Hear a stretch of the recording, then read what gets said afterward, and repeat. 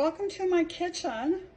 I'm doing some Russian fermented tomatoes today.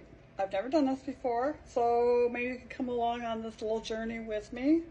I've done fermented before, but I was looking at some ethnic recipes that are more in line with some of my background. So what we're going to start out with is we have washed tomatoes. These are sterilized jars.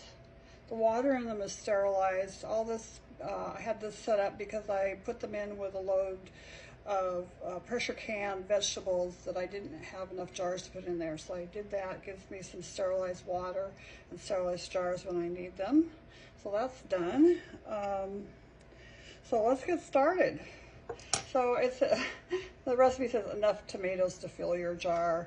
Well, I thought, well, I'll start with small jars. Calls for 5 cloves of garlic, which that's a lot. I think I'm just going to put 2 in there for now because I might have to open another jar and use it. So we're going to put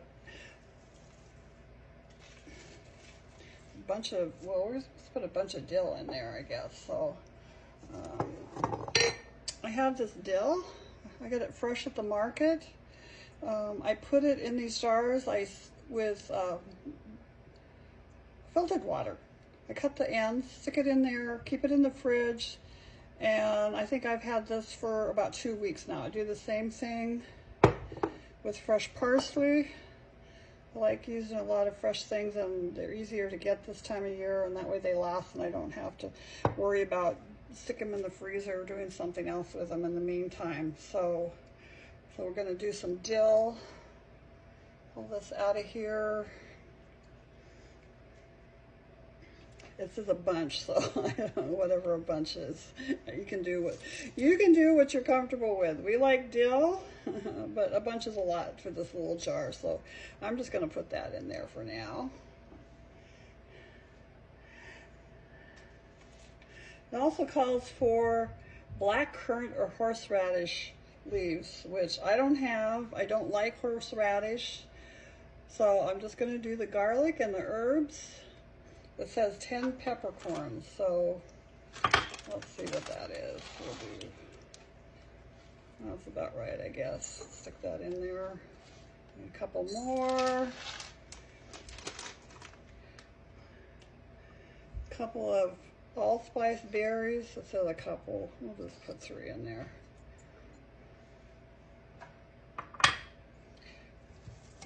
So I'm just gonna stick this down in there. I already have my cloves of garlic in there. You can see them. These are really big ones I sliced up. Actually, I stole these out of my brine pickles that I did because I put too many on there and we're getting a real big rush on the garlic. So anyway, so let's just try this. I'll stick these down in here. I'm cutting, you don't have to cut these, you can put them in whole and then just put a little slice in the skin on the top or poke them with a fork so that the brine gets into them. But this is a small jar and I didn't want a big quart jar of this. So although I may have to end up using 2 of these 1.5 pint jars eventually, so we'll see how this goes. These are nice tomatoes that I got at the market the other day over by me. That's a seasonal market. Oh, that one's a little soft. I think we'll save that one. See what these are going to do. These look pretty firm. I don't have a garden, so I have to buy my stuff at the produce stand. So that's what we do. We get the best we can and make this work. So I think this is going to fit down in there like that. Okay, I want to put some more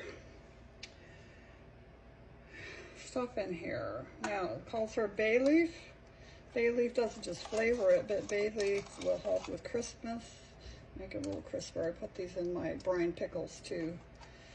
Let's see what else we have here. And then I already have my water. This has got, let's see, a teaspoon of sugar and 3 teaspoons of non-iodized salt. Okay.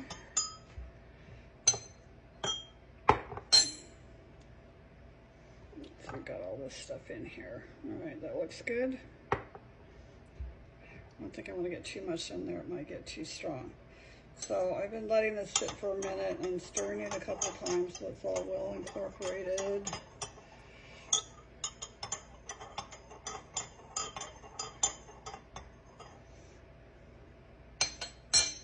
Okay, this is going to go in here.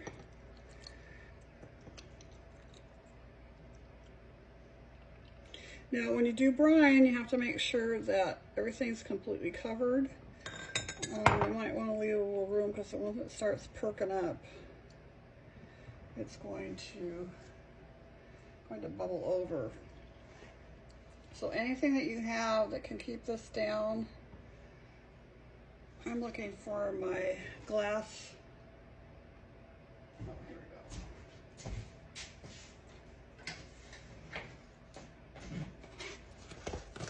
go. Okay, I have glass brining weights that I use. You can find these on Amazon or different places.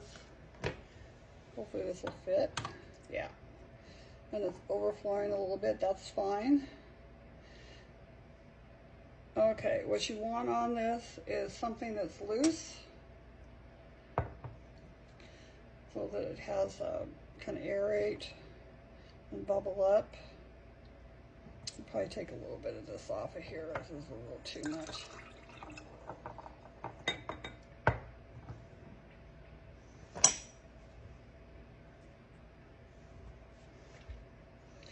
So after several days, this should be, it might be edible. You might have to let it sit for anywhere from a few days to a few weeks and just test it.